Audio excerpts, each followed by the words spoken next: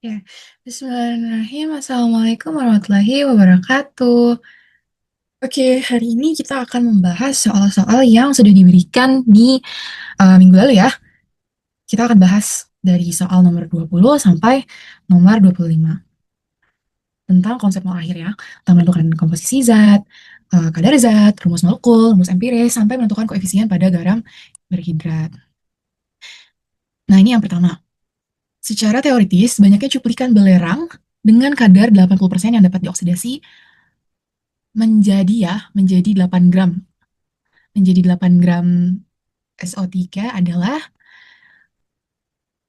nah kita sudah mendapatkan ya beberapa yang diketahui. Yang pertama itu ada MR dari SO3-nya, yaitu 32 gram per mol ditambah 2 kali 16 gram per mol menjadi 80 gram per mol. Kemudian yang kedua, kita mendapatkan kadar dari belerangnya atau kadar dari S adalah 80%. Terus kemudian AR dari S atau AR dari belerangnya adalah 32 gram per mol. Kemudian ditanyakan apa? Kadar atau massa dari cuplikan yang 80%. Bagaimana cara jawabnya? Yang pertama, kita tentunya menentukan persamaan reaksi. Karena di sini ada tulisan dapat dioksidasi, itu artinya adalah belerang bereaksi dengan oksigen. Di sini benar ya, belerang bereaksi dengan oksigen menghasilkan SO3. Ini udah disetarakan persamaan reaksinya, yaitu 2S ditambah 3O2 menjadi 2SO3. Kemudian selanjutnya, kita dapatkan perbandingan koefisien antara sulfur atau belerang dengan SO3-nya, yaitu sama-sama 2/2. Kemudian kita hitung mol dari SO3-nya, karena kita sudah mendapatkan MR-nya tadi ya, yaitu 80 gram per mol, kemudian sama masanya yaitu 8 gram, ya, masanya 8 gram. Nah, ini ya rumusnya, mol sama dengan massa dibagi dengan MR. Ini itu 8 dibagi dengan 80 gram per mol, hasilnya 0,1 mol. Ini ya, 0,1 mol. Kemudian selanjutnya apa? Kalau sudah dapat mol, kita hitung mol dari S-nya. Tadi kan udah dapet ya perbandingan koefisien, yaitu 2/2, dikalikan dengan mol dari SO3-nya. Berarti 2/2 dikalikan dengan 0,1, hasilnya 0,1. Terus kemudian lalu hitung massa sulfur murninya atau massa belerang murninya sebelum ada cuplikan. Menggunakan rumus ini juga ya, menggunakan rumus mol yang berhubungan dengan massa, berarti kalau dibalik jadi massa yang dicari, berarti mol dikalikan dengan AR atau MR. Di sini udah dapat ya, 0,1 mol dari S-nya dikalikan dengan AR-nya, yaitu 32. Jadi dapatkan masanya dari S murni, yaitu 3,2 gram. Lalu hitung massa cuplikannya. Jadi massa murni sama dengan kadar dikalikan dengan massa cuplikan. Sehingga massa cuplikan sama dengan massa murni dibagi dengan kadar. Tadi kadar ini ya, kadarnya itu 80%.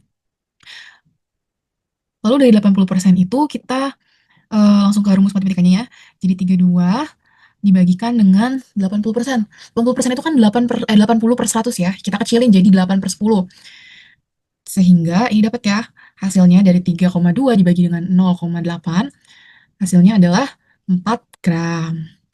Kita lanjut ya, untuk soal nomor 21. Ini yang A, tentang rendemen. Kalau secara teori, SO3 yang dihasilkan adalah 8 gram, tapi hasil percobaan adalah 1,6. Kemudian ditanyanya, rendemennya berapa? Secara teori nih ya, diketahuinya dulu. Secara teori massa SO3 itu 8 gram, kemudian massa percobaannya 1,6. Ditanya rendemen. Nah, rendemen ini adalah persen kesesuaian suatu percobaan dengan teori. Rumusnya yaitu rendemen sama dengan massa hasil percobaan dibagi dengan massa hasil teoritis dikalikan dengan 100. Kenapa dikalikan 100? Karena rendemen adalah persentase. Persentase ya, makanya dikali 100. Lalu gimana cara jawabnya? Karena kita sudah mendapatkan ya masa secara teori, kemudian masa hasil percobaannya, maka tinggal kita masukkan aja ke dalam rumus. Sehingga rendemen sama dengan 1,6 dibagi 8 dikalikan dengan 100. Ini hasilnya berarti adalah 20%. Kita lanjut ya. Di sini pertanyaan untuk rumus empiris dan rumus molekul. Di sini sudah diketahui ya, kalau rumus empirisnya itu CH2O dengan massa molekul relatifnya itu 180 gram per mol. Yang tanya adalah rumus molekulnya. Kita ingat-ingat lagi, kalau rumus molekul adalah rumus empiris dikalikan dengan N, atau N ini adalah faktor pengali ya. Ini diketahuinya. Kemudian ditanya rumus molekul, kita jawab. Yang pertama-tama kita cari adalah MR dari rumus empiris. Terus kemudian, ini kan nggak ada AR-nya ya. Kenapa nggak diketahui AR-nya? Karena biasanya uh, Karena kalau misalkan tidak ada AR-nya, ini dianggap kalian sudah mengetahui AR-nya, karena ini biasanya yang ditanyakan, misalkan C AR-nya berapa kira-kira? 12. H berapa? 1. O berapa? 6. 16. Ya, untuk MR dari RE berarti ARC ditambah 2 kali ARH ditambah AR dari O. Ya, hasilnya MR dari RE adalah 30 gram per mol. Kemudian kalau sudah dapat MR-nya dari RE, kita cari N-nya berapa? Rumusnya adalah MR dari rumus molekul sama dengan mol dikali dengan massa relatif dari rumus empiris. Ya, tadi kan sudah diketahui kalau si MR dari rumus molekulnya ada 180, kemudian MR dari rumus empirisnya adalah 30. Ini langsung menggunakan rumus perhitungan matematika, ini hasilnya 6, ya. Terus kemudian tentukan rumus molekulnya. Ingat lagi ya, kalau Rm adalah Re dikalikan dengan faktor pengali. Sehingga Rm sama dengan CH2O dikalikan dengan 6. Hasilnya adalah C6H12O6. Begitu. Kita lanjut lagi, ini masih dengan rumus empiris dan rumus molekul. Ini untuk senyawa organik, ini ada rumusnya ya, CXHYOZ. Ini sudah diketahui MR-nya yaitu 46. Terus di sini ada perbandingan, C berbanding dengan H berbanding dengan O. Ada AR-nya juga diketahui ya. Tanya mau rumus molekulnya. Karena tidak diketahui massa total dari si senyawa tersebut, kita anggap massa totalnya adalah 100 gram. Ya, kita anggap massa totalnya 100 gram. Kita tulis juga ini ya, diketahuinya. Kadar ya, kan yang udah ada perbandingan kadarnya, berarti C adalah 52%, hanya itu 13,04%, O-nya itu 34,78%. Ini penulisannya sama dengan perbandingan mol atau perbandingan koefisien, gitu ya. Ini udah juga MR dari rumus molekulnya itu sebesar 46 gram per mol dengan AR-nya. Kemudian ditanya rumus molekulnya berapa? Rumus molekulnya apa? Dijawab, kita cari dulu rumus empiris dari mencari mol setiap senyawa. Ini kan sudah diketahui ya, diketahui perbandingan kadarnya, kemudian di sini ada AR-nya.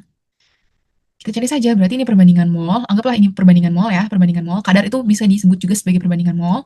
Secara mudahnya adalah, ini adalah persen massa yang terdapat dalam 100 gram.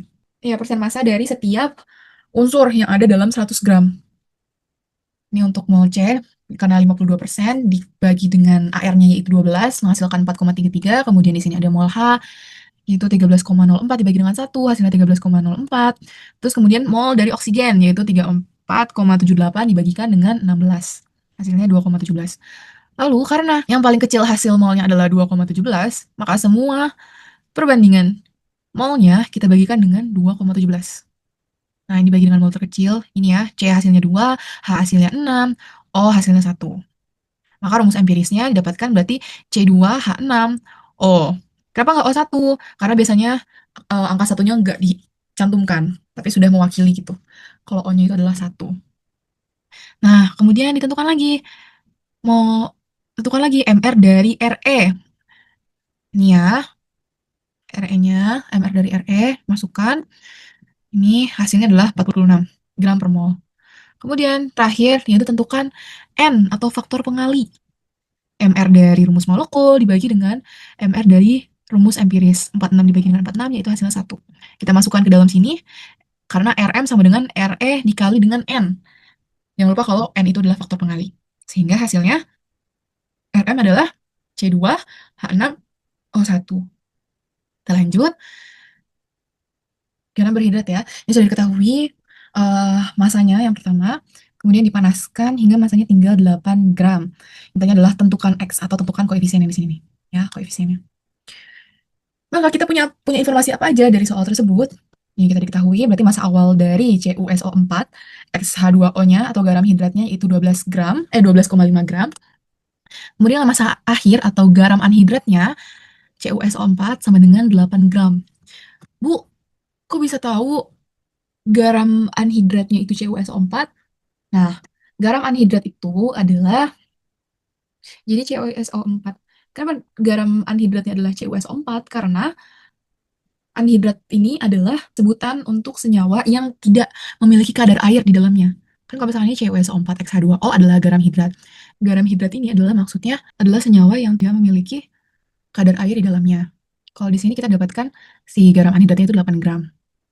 Dengan atom relatifnya sebagai berikut ya.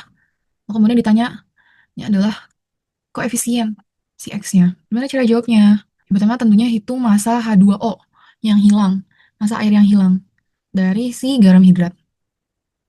Ini rumusnya, massa H2O sama dengan massa awal dikurangi massa akhir. Massa awal ini kan 12,5 dikurangi dengan 8. Hasilnya adalah 4,5 gram. Kemudian selanjutnya apa? Kita hitung molekul relatif dari zat-zatnya. Yang pertama MR dari garam anhidratnya atau MR dari CuSO4-nya. Ini hasilnya, hasil perhitungannya yaitu 159,5 gram per mol. Kemudian MR dari H2O, hasilnya yaitu 18 gram per mol. Selanjutnya yaitu hitung mol dari zat-zat tersebut. Nih ya, kan sudah diketahui massa CuSO4-nya sama MR dari CuSO4-nya. Jadi 8 dibagi dengan 159,5 gram per mol, hasilnya adalah 0,5 mol. Lalu kemudian mol dari H2O-nya. Kan tadi sudah didapatkan ya, massa dari H2O-nya itu sebesar 4,5, dibagikan dengan MR-nya. 18 gram per mol, hasilnya adalah 0,25 mol. Lalu kita cari X-nya, yaitu dengan membagikan mol dari H2O dengan mol CuSO4-nya, yaitu 0,25 dibagikan dengan 0,05, hasilnya adalah 5. Jadi hasil akhirnya adalah X sama dengan 5. Oke, selanjutnya ini masih berhubungan sama garam berhidrat. Cara pengerjaannya sama seperti yang tadi. Ini dari informasi di soal kita dapatkan kalau massa garam hidratnya itu 14,3 gram, kemudian massa garam anhidratnya itu 7 gram. Ini dengan airnya ya. Kemudian ditanya lagi, X-nya berapa? Kita jawab, hitung dulu massa H2O yang hilang. Sama seperti tadi rumusnya, yaitu massa awal dikurangi massa akhir. Atau massa dari garam hidrat dikurangi dengan massa garam anhidrat. Hasilnya yaitu 7,3 gram. Kemudian kita hitung lagi MR dari zat-zatnya. MR dari garam anhidrat MgSO4 itu adalah 120 gram per mol dari perhitungan. Ini MrH2O yaitu 18 gram. Selanjutnya kita hitung lagi mol zat-zatnya. Mol MgSO4 didapatkan dari 7 gram dibagi dengan 120 hasilnya 0,0583 mol. Kemudian mol dari H2O hasil perhitungannya adalah 0,4056 mol. Kemudian kita cari X-nya yang terakhir dengan membagi mol H2O dibagi dengan mol MgSO4. Hasilnya adalah 6,95. Tapi jangan khawatir, kita bulatin aja 6,95 itu. Kita bulatin menjadi 7, sehingga X-nya adalah 7. Mungkin sekian yang bisa dapat Ibu berikan di dalam video ini. Kalau mau bertanya atau masih ada yang belum paham, silakan hubungi Ibu di nomor yang tertera ya. Terima kasih.